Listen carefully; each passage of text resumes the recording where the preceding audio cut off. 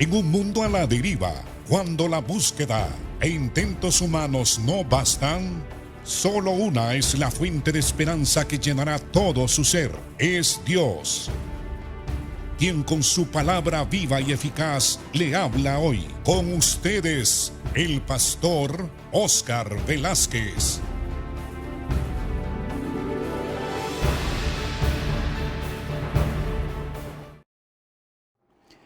Bienvenido, amado hermano, amigo, hermana. Estamos estudiando el capítulo 6, ya vamos a terminarlo. Estamos en el versículo 60 en adelante. Jesús, previamente a estas palabras del versículo 60 en adelante, Él ha estado aclarando, enseñando, esforzándose a que todos los judíos, los israelitas que lo están escuchando, entiendan y comprendan que Él está hablando en un sentido figurado. Él está haciendo un paralelo de un evento histórico de cómo Dios alimentó físicamente al pueblo de Israel con maná del cielo. Pero Cristo está diciendo que ese acto es un acto simbólico, es decir, señala otro evento de mucha más significado e importancia. En el futuro Dios iba a enviar a Jesucristo al mundo para salvarlo y que era necesario participar de ese pan del cielo que es Cristo. Cristo es comparado al pan del cielo porque así como el pan físico alimenta la vida física de las personas, el pan espiritual que es Cristo alimenta la vida espiritual de toda persona que cree en Él. Y habló de la obra redentora, habló de cómo Él iba a ofrecer su cuerpo. Ellos debieron de haber entendido, o por lo menos el Señor, al hablarles en esos términos, el Señor pensaba que ellos entendían, porque todos los días de la vida de los israelitas se ofrecían sacrificios, se ofrecían corderos, se ofrecían toros, machos cabríos. Todos estos sacrificios servían para expiar los pecados del pueblo de Israel momentáneamente, porque en el futuro iba a venir el verdadero Cordero de Dios que quita el pecado del mundo. Entonces, cuando Cristo dice que mi carne o mi cuerpo es verdadera comida y mi sangre es verdadera bebida, Cristo está hablando precisamente de lo que simbolizaban los corderos que se sacrificaban, ¿verdad? Que el pecador ponía las manos sobre la cabeza del cordero, confesaba sus pecados y luego el sacerdote degollaba el cordero, dando a entender con esto que sin derramamiento de sangre no hay perdón de pecado. Entonces Cristo dice, yo soy el Cordero de Dios, yo ofrezco mi cuerpo, yo también ofrezco mi sangre. La verdadera comida, como Él está hablando en términos espirituales, está hablando de la vida eterna, ¿verdad? Él está diciendo que si se come su cuerpo y se bebe su sangre, la persona que cree en Él tiene vida eterna. Está hablando en sentido espiritual. Ellos debieron de comprender eso, porque como ya dije, todos los días se sacrificaban animales. Cuando Juan vio venir a Cristo, que Cristo venía al Jordán para ser bautizado, Juan lo presentó como el Cordero de Dios que quita el pecado del mundo. Y Cristo dice, toda persona que cree, que participa de los beneficios de mi sacrificio expiatorio en la cruz, tiene vida eterna. Es como alimentar el alma, el espíritu espíritu, darle vida, porque Cristo da vida, vida espiritual y eterna a todo aquel que cree en Él. Y estas cosas dijo en la sinagoga enseñando en Capernaum. Y ve ahora la respuesta del pueblo. Verso 60. Al oírlas, muchos de sus discípulos dijeron: dura es esta palabra, ¿quién la puede oír? Es decir, no entendieron. Ellos decían, ¿cómo es posible que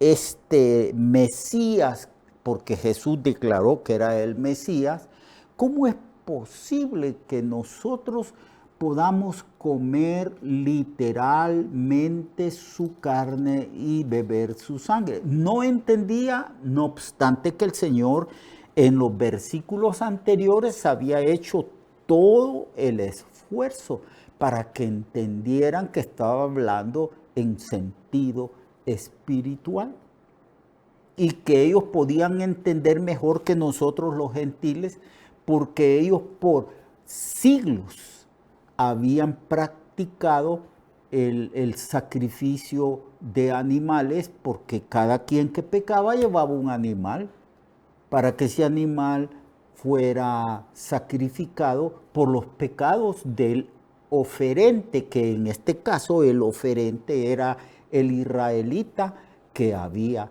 pecado, pero no entendieron. Entonces estos discípulos, habla de discípulos, está hablando no de la gente que eventualmente escuchaba a Jesús cuando Jesús pasaba por aldeas y pueblos y ciudades. Estamos hablando de personas que voluntariamente le seguían a él. Jesús había escogido a 12, pero había un montón de gente que lo seguía a él y escuchaba sus enseñanzas.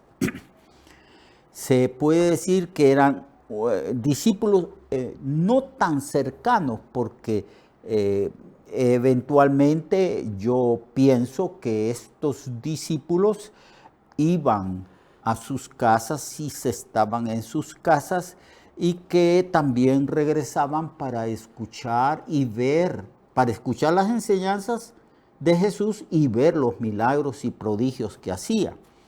Entonces, estos discípulos, no tan cercanos, pero ciertamente discípulos, al oír estas palabras dijeron: dura es esta palabra, ¿quién la puede oír? Sabiendo Jesús en sí mismo que sus discípulos murmuraban de esto, les dijo: ¿esto os ofende? Pues qué, si vieres al Hijo del Hombre subir a donde él estaba primero, está hablando de su ascensión. El Espíritu es el que da vida. Aquí vuelve otra vez a aclararles. El sentido espiritual, el espíritu, no la carne física, no la sangre física. Ve usted cómo el Señor se esfuerza una y otra vez en enseñarnos que no se trata de lo físico, sino de lo espiritual. El espíritu es el que da vida, la carne para nada aprovecha. No estén pensando que es mi cuerpo físico y mi sangre física que les va a dar vida eterna. Eso es lo que les está diciendo. Dice el Señor, para nada aprovecha. Las palabras que yo os he hablado son espíritu, son vida. Tienen que interpretarlas, comprenderlas de una manera espiritual. Las palabras que yo les he hablado, el significado de quién soy yo y mi sacrificio en la cruz, eso, si lo llegan a comprender, a entender, eso les dará vida eterna. Dice, las palabras que yo os he hablado son espíritu y son vida, pero hay algunos de vosotros que no creen. No solamente había dureza en en la mente de estos discípulos que no entendían, sino que había dureza en el corazón e incredulidad en el corazón. Bueno, a lo largo, amados hermanos y hermanas, a lo largo de la historia de la iglesia hasta el día de hoy, todas las falsas enseñanzas y todas las interpretaciones erróneas que se ha hecho del Evangelio de Cristo y de la misma persona de Cristo, surge de un corazón malo de incredulidad. Los teólogos llamados liberales que casi no creen en nada, bueno, ¿por qué no creen en nada? Por la incredulidad que hay en ellos. Cuando hay una incredulidad pecaminosa y deliberada, porque ahí hay otro tipo de incredulidad. Hay una incredulidad que surge de la ignorancia que los hombres tienen. Pero cuando estos hombres son enseñados por Dios y permanecen en su incredulidad, esta es una incredulidad perversa y pecaminosa. Y este tipo de incredulidad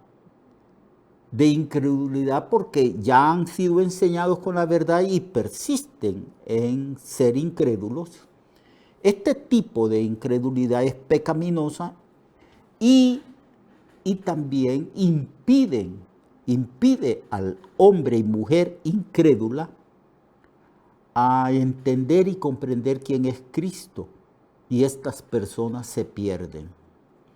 Dice el Señor, dicen, las palabras que yo os he hablado son espíritu y vida, la carne para nada aprovecha.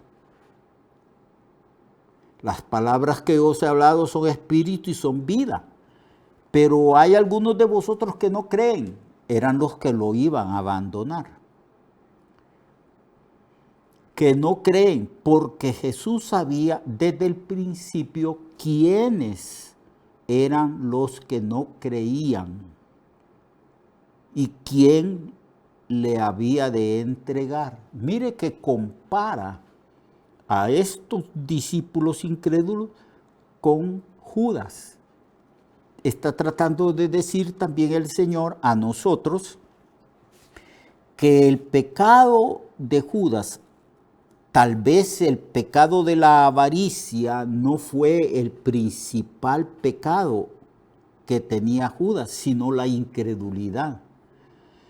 Porque hay algunos de vosotros que no creen, porque Jesús sabía desde el principio quiénes no creían y quién le había de entregar. Una referencia a Judas. Y dijo, por eso os he dicho que ninguno puede venir a mí si no le fuere dado del Padre. Esta es una verdad que se está enfatizando en este tiempo. Pero esta verdad se enfatizó en el tiempo de la Reforma. Los reformadores de aquel entonces enfatizaban sobre la soberanía de Dios. Dios habla, Dios ilumina la mente y el corazón de los seres humanos, Dios persuade por medio de su Santo Espíritu sobre la persona de Cristo, enseña sobre la persona de Cristo. Y las personas son enseñadas por Dios, como en este capítulo 6 ya leímos y ya explicamos, que está escrito por los profetas que todos van a ser enseñados por Dios. Aquí luego se vuelve a repetir. Nadie, dice el Señor, puede venir a mí si no le fuere dado del Padre. Nadie puede creer en mí si no le fuere dado del Padre. La incredulidad es tan dañina, tan terrible y tan pronunciada en el corazón del ser humano que Dios tiene que hacer un trabajo persuasivo y profundo en la mente y en el corazón de las personas para que lleguen a creer en Cristo. Entonces, desde entonces, muchos de sus discípulos volvieron atrás. Eran los incrédulos. Estuvieron mucho tiempo oyendo las enseñanzas del Señor, enseñanzas maravillosas, y vieron los milagros, sanidades, los prodigios que Jesús hizo. Todo lo vieron. Vieron los poderes del siglo venidero manifestados en el tiempo de ellos por medio de Jesucristo. Y no creyeron, abandonaron al Señor. Entonces muchos de sus discípulos volvieron atrás y ya no andaban con Él. Ya no andaban con Él. Dijo entonces Jesús a los más cercanos, a los que Él había escogido. A los que Él había escogido. A los demás no los escogió, pero tampoco los rechazó. Aquellos se agregaron, aquellos venían. Quizás motivados por las enseñanzas hermosas y maravillosas de Jesús. Quizás motivados porque Jesús multiplicaba el pan y los peces y se saciaban. Quizás por curiosidad porque veían los milagros y sanidades y prodigios de Jesús. Pero los escogidos de Jesús fueron 12 y uno de ellos era diablo, que era Judas. Entonces, volviéndose a los 12, el Señor les dijo, ¿acaso queréis iros vosotros también? ¿Y cuál fue la respuesta del grupo? La respuesta del grupo dada por Simón Pedro fue esta: Señor, ¿a quién iremos? Tú tienes palabras de vida eterna. Y nosotros, dice, hemos creído y conocemos que tú eres el Cristo, el Hijo del Dios viviente. Claro, nadie puede creer si no es escogido y llamado por el Señor. Cristo dijo en el capítulo 17, en este mismo libro, dijo, cuando está dando su informe final, de los que me diste, ninguno se perdió, excepto el hijo de perdición, como estaba ya escrito y destinado. Entonces Jesús les respondió, ¿no os he escogido yo a vosotros los 12? Él los escogió y por eso no podían abandonarle. ¿Y uno de vosotros es diablo? Hablaba de Judas Iscariote, hijo de Simón, porque este era el que había de entregarle y era uno de los 12. Mañana continuamos hablando de este libro. Entraremos al capítulo 7. Yo lo espero a usted, amado hermano, porque estas enseñanzas son maravillosas y son súper interesantes. Hasta mañana. Dios le bendiga. Recuerde que su vida puede cambiar y mejorar, porque la palabra de Dios es viva y eficaz, y más cortante que toda espada de 2 filos. Hebreos 4:12. Nuestra oración y deseo es que esta palabra predicada lleve mucho fruto. Le esperamos en el próximo programa, a esta misma hora y en esta misma estación.